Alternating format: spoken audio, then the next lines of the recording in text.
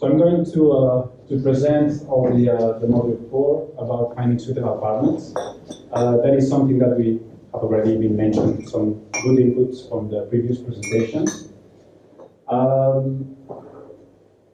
Here just very quick to go to the objective of finding the EU market, and to see that there's really huge difficulties in cross-border procurement.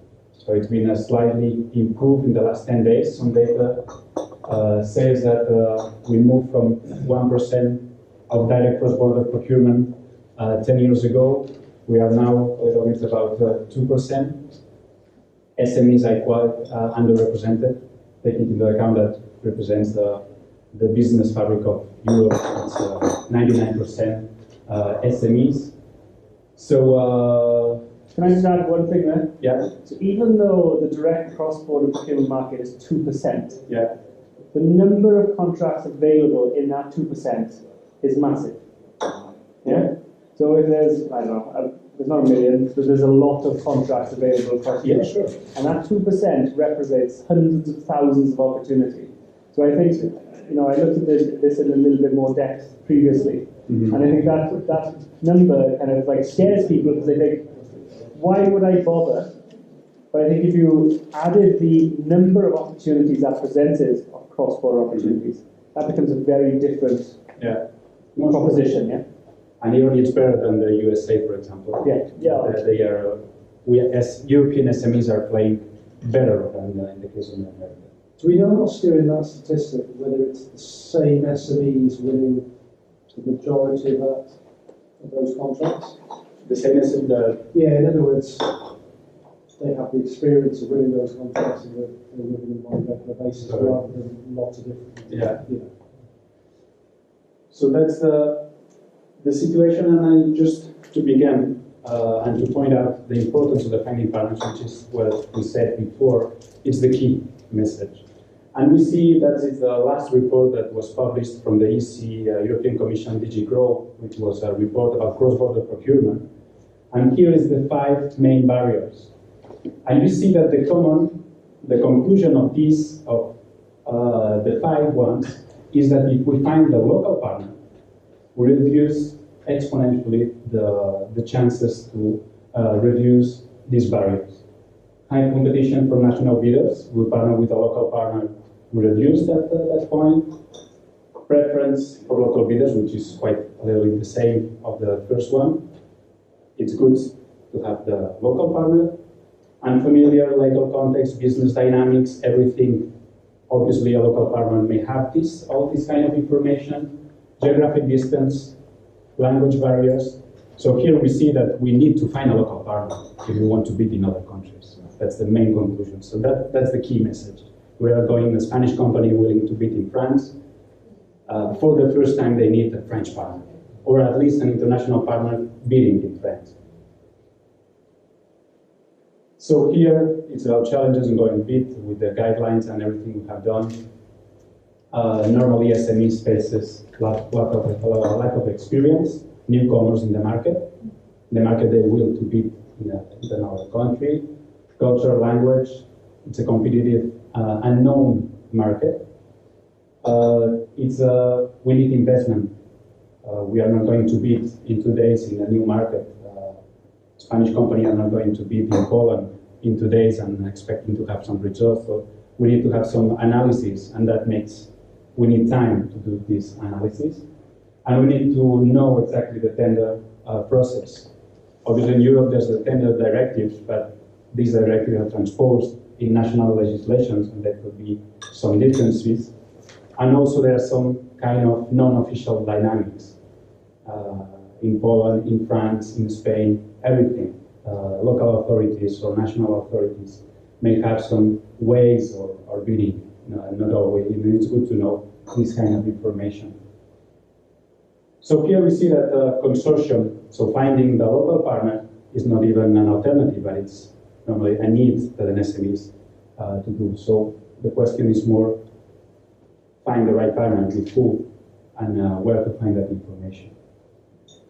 So here in the presentation, I'm going to present a little bit the analysis. So from the point of view of an SME, what they faces when they need to find the partner and they need a tender, and what is the strategy to define the consortium they need. So here, it's very important, and it's something that DSOs like us, we can provide a lot of information, and we can facilitate a lot this kind of work. The SME needs to know the market, needs to know what is the client profile, what kind of contracts they are launching, the size of the contracts, they divide in lots, they divide the framework contracts. So we need to know and to study what are the previous, in the last 2, 3, 4 years, what kind of contracts this client has been launched. The legislation, the process, and the competition. We need to know which companies are bidding for that client and which companies are winning the contracts. So we know who is going to bid for the next one that maybe we are going to apply, and maybe could be obviously the potential partner that we need for. Then, linked to the market, we need to really analyze the tenders. Here, for example, in the Brussels office, we assess companies. One thing that we do is to look for previous tenders and see what was the client requirements, what they asked for, how was selection criteria, eligibility, award criteria, etc., etc. And we have to analyze the company ourselves. What is our financial capacity? We look for, okay, this client is normally bidding or launching tenders for about 2 million euros, for example, on the service that we are going to provide. Do we have the capacity to go for that kind of project alone or not? Technical capacity, experience with the references that Simus has mentioned before, and also some strategic reasons that we could apply for. So here the reasons linked to that, reasons to partnering. We don't have enough technical capacity. We cover some specific services, but not all of them. So we need some expertise that should be outside the company. We lack of human resources, big contracts. Maybe we can apply to in technical point of view, we cover all these, but we need more resources because the contract is too large for us, for example. Limited financial capacity. We want to strengthen the offer, that it's, we know the competition, we know that other companies may apply for with even best offer than us, but we need to analyze and see how to improve and to be more and more competitive. Some strategic reasons. So partner well connected. We know some specific partners that they often apply for that client. So the client know that company, that could be another value for the bid we are preparing. Agreements for other projects. Sometimes it's trying to create a win-win. Okay, we can go for that project. I give you you are entering in that tender, but then maybe in the project that you have in another country, you can bring us to that. So trying to create this kind of agreements with companies. So finally, it's about to analyze what are our strengths, taking into account the project, the market, and the competition, and our weaknesses. So here about consortium objectives is linked to that. I'm going to pass that one. And we can have other benefits, as I said, linked to that. When we partner, we can have wider pool of expertise.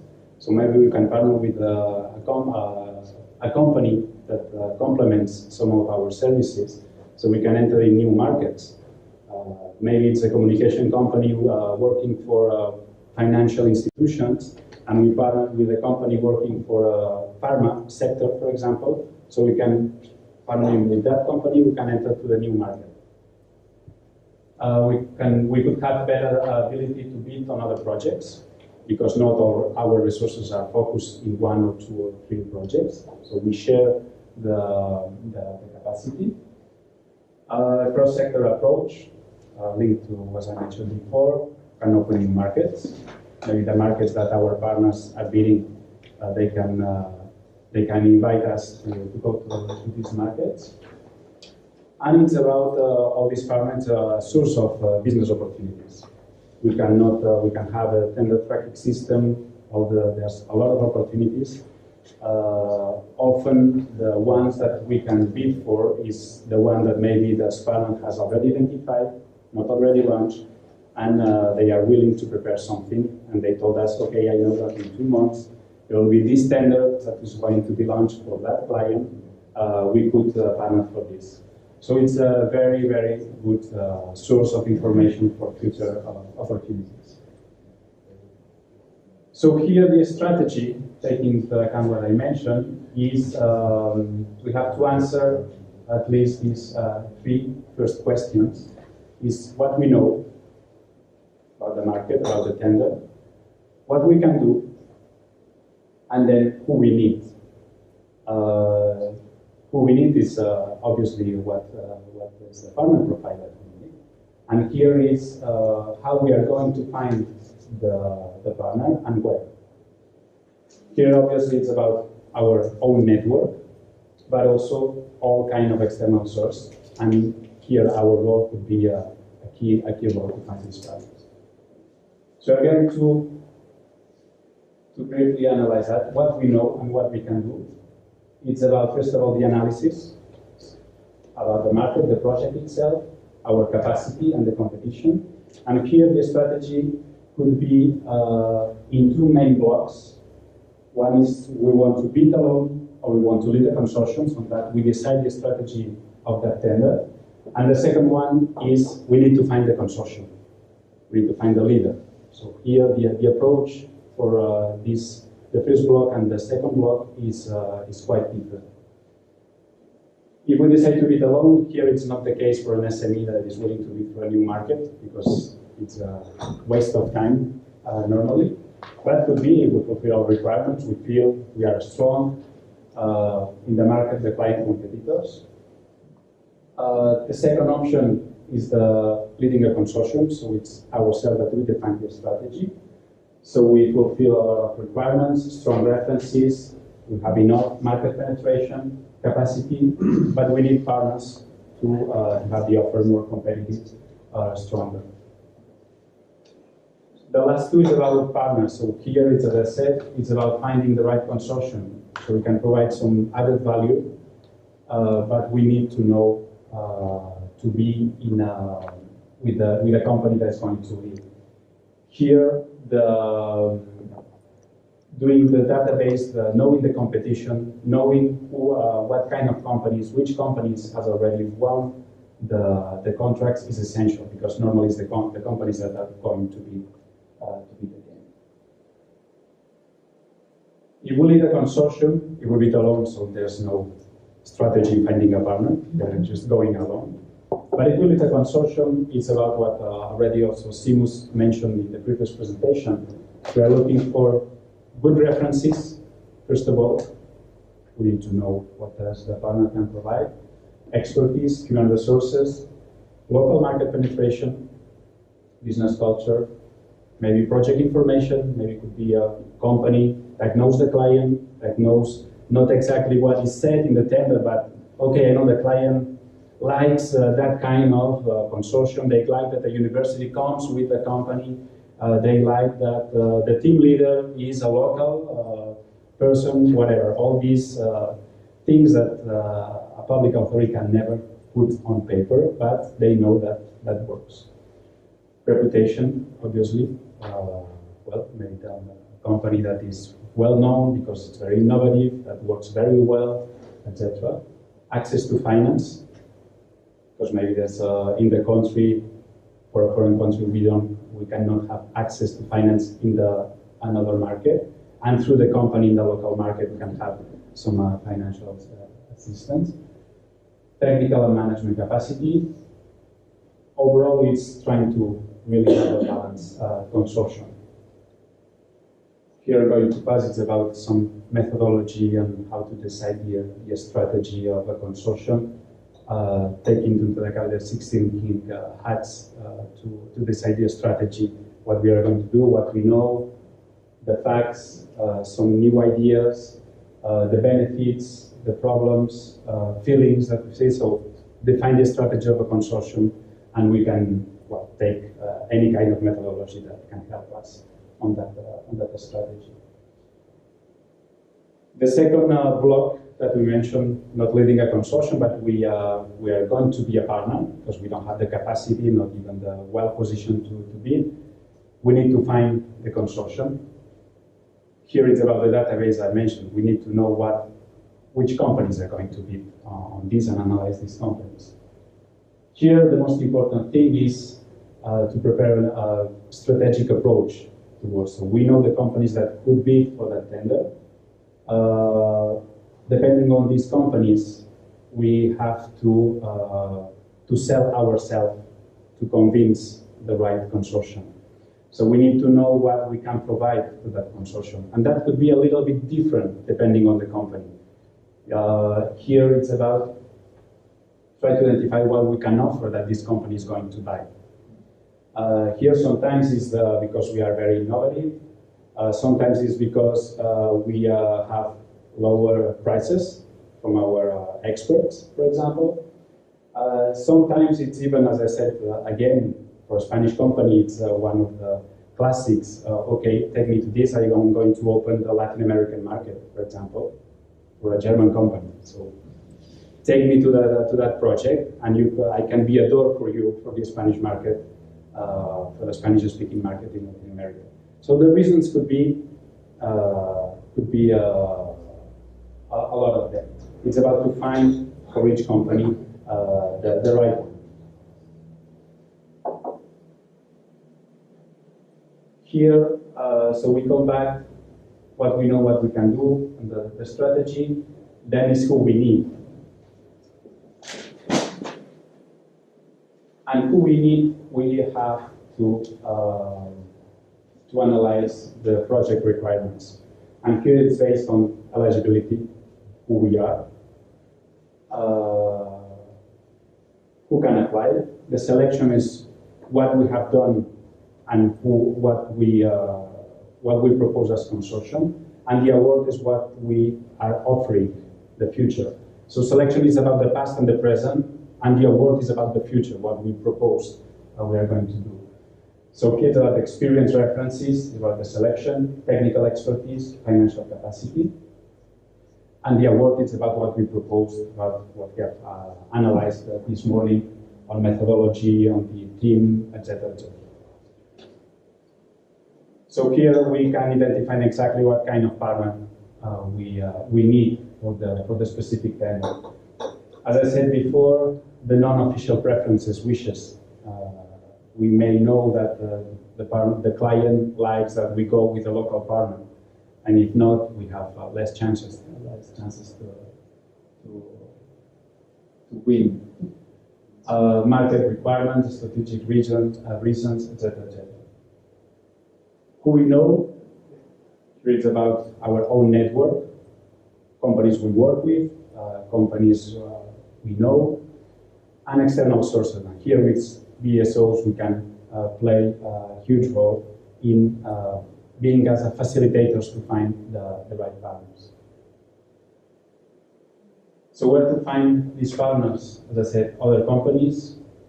Here is some of the already comments that Seamus and Ariel mentioned before. The awards databases, we can look for the TED, electronics daily, there's the award contracts there, at least above the new thresholds. Tender tracking service providers, a lot of companies providing this kind of service, and we can ask for a database of analyzed competition on a specific market. National regional databases for contracting authorities, for the client themselves. We can find panelists in European international events, performances like the one we are going to organize in the National City Congress, matchmaking events, sector seminars, through networks, PSLOs, EURADA, ERIN, European networks. So it's about just putting on different kinds of of events. As Timus mentioned before, embassies, also commercial ambassadors, consulars. It's a good information source. Chambers of commerce, national departments, business associations. They have the database of the different companies in the region. Recommendations from clients, that it's very interesting. It's something that is not going to be public, but linking and knowing the client, say, okay, who's working well with you, with whom you are happy or not, and then it's about to know a little bit who can be a good partner. Suggestions from experts. There's a huge market of experts working for different kind of companies. Here, that expert is not married with one specific company, so it's a good note to know how each company works. Social networks, LinkedIn groups, whatever. So the sources are just huge. So here, what we can do as BSOs, we need to help SMEs. Problem of, as we said, SMEs don't have time to analyze the market, don't have time to make a study on competition, don't have time to organize agenda to know the client, etc. So that takes a lot of time, and SMEs are already working in a lot of projects, and normally don't have resources to do this kind of investment. So here it's about what we provide is information, events. So it's okay, new trends in that country. There's a lot of opportunities in transport sector, a lot of opportunities in I don't know, smart city, in new urban development, in water, in waste, whatever. We can do tender tracking. We can provide training, capacity building, so trying to make the procedures more efficient, and that brings to networking. So all companies participating in a training or information session, that brings contacts to companies willing also to bid for this kind of markets. Trade missions, to have the first overview, first contact with a country. So that, for example, in ACCIO, we are organizing often these kind of missions. It's very interesting to join missions, so partnering in organizing these kind of missions. So we bring companies from different countries to the specific one. We can bid for tenders. Facilitators is about digital tools like B2B match, EN partner search, 3EN, so creating leads. And after 8 years in ACCIO, in the Brussels office, providing this kind of service, the individual assessment, for me, it's the key issue. All the rest is very good. That brings awareness. Okay, there's opportunity for me, everything. But they need that we go together with that company for at least 1 year, 2 years, 3 years to really help that company go. Just to know this kind of opportunities in Poland, an SME is not going to bid for tender in 2 weeks. So individual assessment, even if we provide in-house or through experts, I think it's one of the key, at least for the SMEs that is starting this process. Other thing is the companies that have more experience on this. Here EN, that we know that we provide this kind. Again, that works well. That could be better if we assess better the companies, because we lose in a notion of partner search opportunities. So here it's about really to work company by company to be more efficient. But we could think about how to improve this kind of tools, 3EN or ourselves, more focused to public procurement. And it's something that it could be interesting to debate during this PPACT project, to propose something. And when we met the Commission in Brussels to explain the project, is something that they are very interested.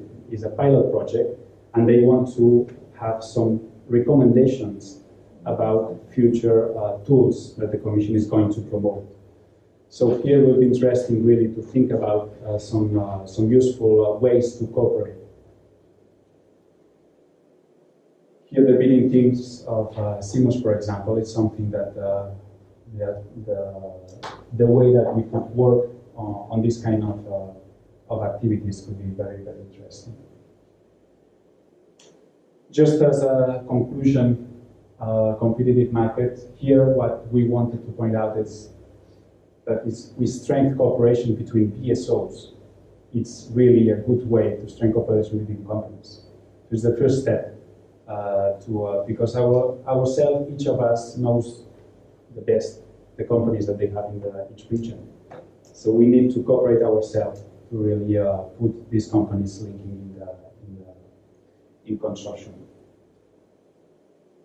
And just a final aspect, maybe it's not the right moment after all day. It's about to think about ideas to develop. The PPACT we have proposed some of them, but I think it could be good to really think about innovative ideas to help these companies bid for this kind of tenders.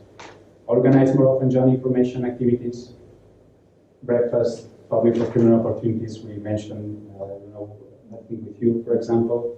In ACCIO, we have done some of them, not specifically for procurement often, but we could prepare something. Market consultation, we mentioned in previous presentation, which is especially focused for innovation procurement.